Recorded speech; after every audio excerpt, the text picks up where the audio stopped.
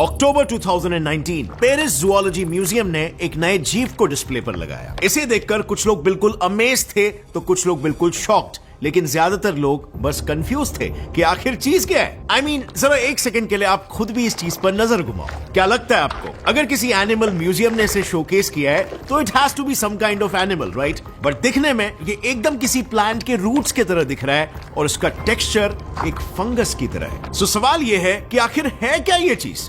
Well, hello friends, मेरा नाम है गौरव और ये चिपचिपी से दिखने वाली चीज दरअसल इतनी कॉम्प्लेक्स है कि इसे यूज करके ऐसे ऑर्गेनिक रोबोट्स बनाए जा सकते हैं जो हमारी बॉडी में घुस के कल बीमारियों को तक ठीक कर सकते हैं। Can you believe that? Well, इस स्लाइम में इतनी सारी खूबियां हैं कि अगर इसके राज के बारे में हमें पता चल जाए तो इससे बनने वाली टेक्नोलॉजी से आप पूरी दुनिया को तक मुट्ठी में कर सकते हो। And I am not even exaggerating this. किसी दूसरे ग्रह के एलियन के जैसे दिखने वाला ये येलो ब्लॉबी स्लाइमी सा ऑर्गेनिज्म ना तो कोई एनिमल है और ना ही कोई प्लांट। और जब रिसर्चर्स ने इसे पहली बार देखा था तब इसके टेक्सचर को देखकर उन्हें यह लगा था कि ये किसी तरह का फंगस होगा, लेकिन जब इसके डीएनए को गौर से एनालाइज किया गया तब यह बात सामने आई कि ये तो हमारे द्वारा किए गए सारे लिविंग बींग्स की क्लासिफिकेशंस में फिट ही नहीं होता।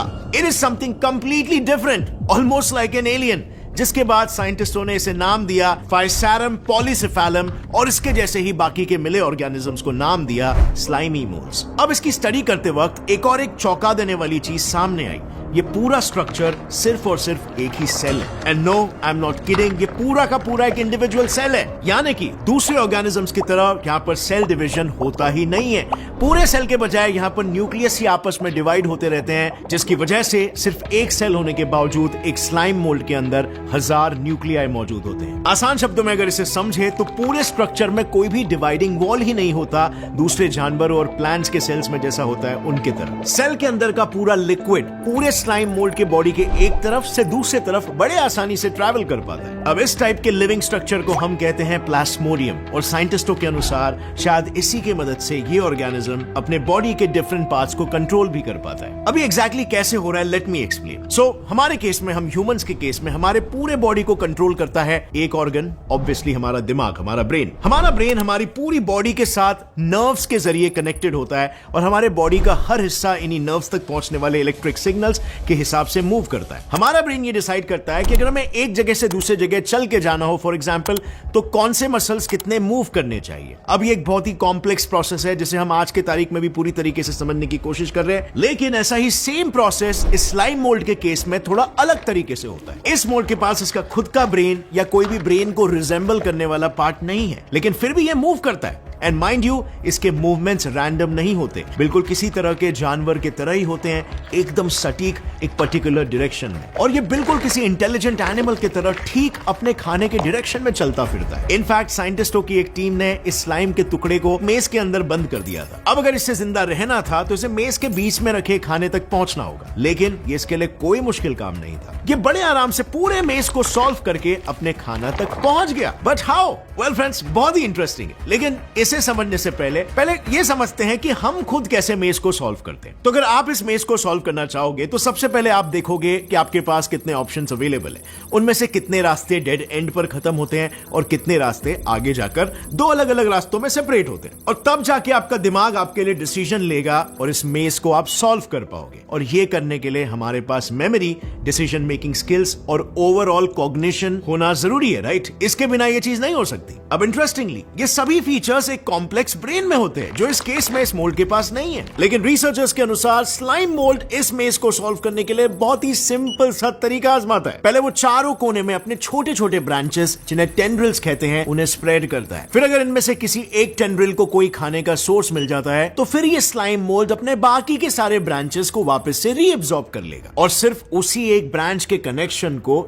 ज्यादा रिसोर्सेज सप्लाई करके और भी ज्यादा स्ट्रॉन्ग बनाएगा। अब यहां तक it sounds kind of simple, right? But सिर्फ इतना ही नहीं। Paris museum of natural history के डायरेक्टर ब्रूनो डेविड का यह कहना है कि अगर ऐसे दो स्लाइम मोल्ड्स एक दूसरे के बगल में रख दिए जाए तो दोनों आपस में एक दूसरे के साथ बात करके एक दूसरे को नॉलेज ट्रांसफर भी कर सकते हैं। वेल, अब आप कहना चाहोगे माइंड ब्लोइंग। आई मीन, पहले तो ये पूरा ऑर्गेनिज्म बस एक सिंगल सेल है, पर ये किसी जानवर की तरह खाने की तरफ मूव कर सकता है, फिर ये चीजों को याद रख सकता है और उसी हिसाब से अपने स्ट्रक्चर को चेंज कर सकता है और फिर उसके बाद ये इंफॉर्मेशन को अपने साथी के साथ कम्युनिकेट भी कर सकता है। अब ये ऑर्गेनिज्म इतना सब कुछ कैसे कर पाता है, इसके ऊपर अभी भी रिसर्चेस जारी है, लेकिन अगर हमने एक बार इसके वर्किंग को समझ लिया ना, तो बॉस इसके एप्लीकेशंस अलग लेवल पर हो सकते हैं। जस्ट फॉर एग्जांपल, रिसर्चर्स के अनुसार एक स्लाइम मोल्ड मूव करता है फ्लूइड्स को अपने बॉडी में आगे पीछे फ्लो करवा के। इस फ्लूइड के अंदर मौजूद होते हैं कैल्शियम मॉलिक्यूल्स जो सेल मेम्ब्रेन के साथ एक केमिकल रिएक्शन क्रिएट करते हैं, जिसकी वजह से सेल मेम्ब्रेन स्क्वीज होता है। अब अगर आपने कभी पानी से भरे गुब्बारे के साथ अगर खेला होगा तो आपको ये पता होगा कि जब हम उसे एक तरफ से स्क्वीज करते हैं तो वो गुब्बारा दूसरी तरफ से आगे बढ़ता है। वेल, ये स्लाइम मोल्ड्स भी बिल्कुल पानी से भरे इन्हीं गुब्बारों के जैसे होते हैं। अगर हमने स्लाइम मोल्ड्स के मूवमेंट्स को ठीक से समझ लिया तो हम उसे यूज करके ऑर्गेनिक नैनो रोबोट्स बना सकते हैं। ये नैनो रोबोट्स इतने एफिशिएंट होंगे कि अगर किसी हार्ट पेशेंट के आर्टरीज में ब्लॉकेज हो तो उस ब्लॉकेज को इस ऑर्गेनिक नैनो रोबोट की मदद से निकाला जा सकता है, और ऑर्गेनिक होने की वजह से काम खत्म होते ही ये अपने आप ही बॉडी में डिसॉल्व हो जाएंगे और बाहर से देखने वालों को लगेगा मानो कोई ऑपरेशन हुआ ही नहीं। अब अगर देखा जाए तो जापान का ये वॉकिंग जेल शायद इसी टेक्नोलॉजी की तरफ हमारा पहला कदम है, और आगे चल के शायद हम इसी के मदद से दूसरे कई सारे बीमारियों को ट्रीट कर पाएंगे। इसके अलावा अगर रिसर्चर्स स्लाइम मोल्ड्स की पैथ फाइंडिंग एबिलिटी को समझने में कामयाब रहे तो उनको समझ के उनसे मिलने वाले एल्गोरिदम्स को हम ऑटोमेटिक सेल्फ ड्राइविंग कार्स पर भी अप्लाई कर सकते हैं। एनी गेसेस कैसे? वेल, देखो, इतना तो तय है कि फ्यूचर में रास्तों पर टेस्ला कार्स जैसी सेल्फ ड्राइविंग कार्स दिखना बहुत ही आम बात होने वाली है। ये कार्स लाइव मैप्स और जीपीएस लोकेशंस की मदद से एक पॉइंट से दूसरे पॉइंट के बीच सबसे एफिशिएंट रास्ते को ढूंढने की कोशिश करती है, लेकिन ये तरीका हमेशा काम नहीं करता। I mean, in the and ये है तो सिर्फ एक मशीन ही। कभी कभार खराब मौसम, खराब रोड्स और ट्रैफिक की अनप्रेडिक्टेबिलिटी की वजह से ये कार सही डिसीजन नहीं ले पाते। लेकिन अगर इंजीनियर्स ने इनके अंदर स्लाइम मोल्ड की पैथ फाइंडिंग एबिलिटी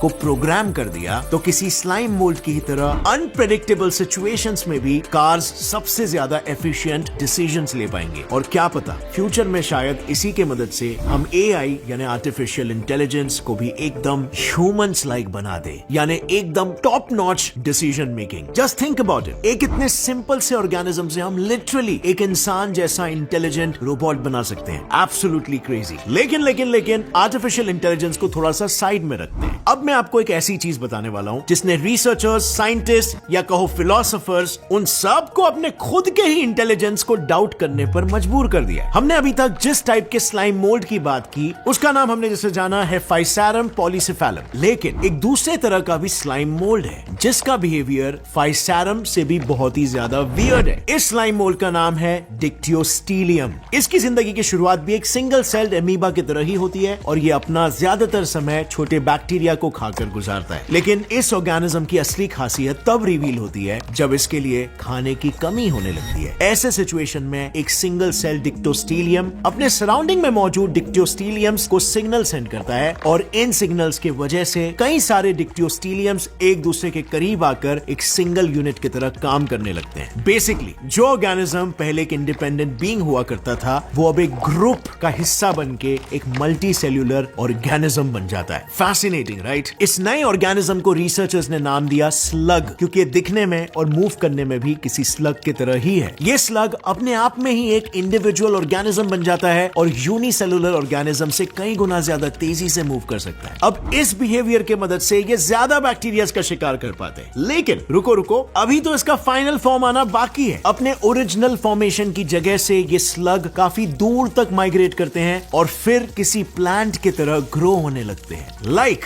आप ये वीडियो देख लो, जमीन से एक पतला सा स्टेम जैसा स्ट्रक्चर ग्रो होता है जिसके ऊपर किसी फ्रूट की तरह ग्रो होता है स्पोर पाउच। इस पाउच में से इस ऑर्गेनिज्म के अगले जनरेशन के स्पोर्स एटमॉस्फेयर में फैल जाते हैं, जिसके बाद वो किसी दूसरे जगह पर एक बार फिर से अपनी लाइफ साइकिल शुरू कर देता है। अब इस पूरे प्रोसेस में सबसे फैसिनेटिंग बात यह है कि जब ये स्पोर पाउचेस एक स्टेम की मदद से जमीन से ऊपर उठते हैं तब उस स्टेम को बनाने के लिए कई सेल्स अपने आप को सैक्रिफाइस कर देते हैं। इसका मतलब समझ रहे हो? एक ऐसा ऑर्गेनिज्म जो पहले तो एक इंडिविजुअल इंडिपेंडेंट सेल हुआ करता था, वो एक ग्रुप का हिस्सा बनने के बाद फ्यूचर जनरेशंस के सर्वाइवल को इंश्योर करने के लिए लिटरली खुद की जान दे देता है। वेल फ्रेंड्स, इस बिहेवियर को फिलॉसफी के टर्म में कहते हैं ऑल्ट्रुइज्म, और ये behaviour usually highly intelligent animals में ही पाया जाता है, जैसे कि हम इंसान। I mean, given a situation, हम इंसान भी तो किसी दूसरे के लिए सैक्रिफाइसेस करते हैं ना। लेकिन ऐसे कॉम्प्लेक्स बिहेवियर को एक सिंगल सेल्ड ऑर्गेनिज्म में ऑब्जर्व करना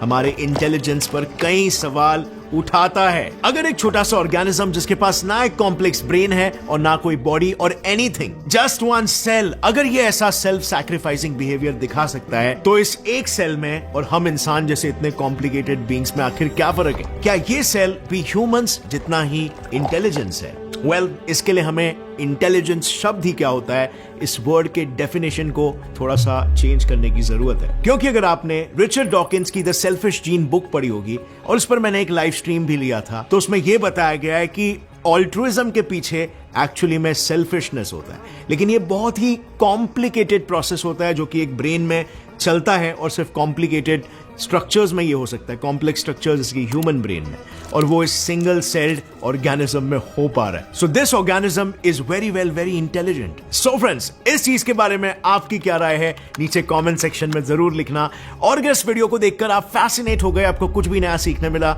एक लाइक जरूर ठोकना। See you next time, till then as always stay curious, keep learning and keep growing. जय हिंद।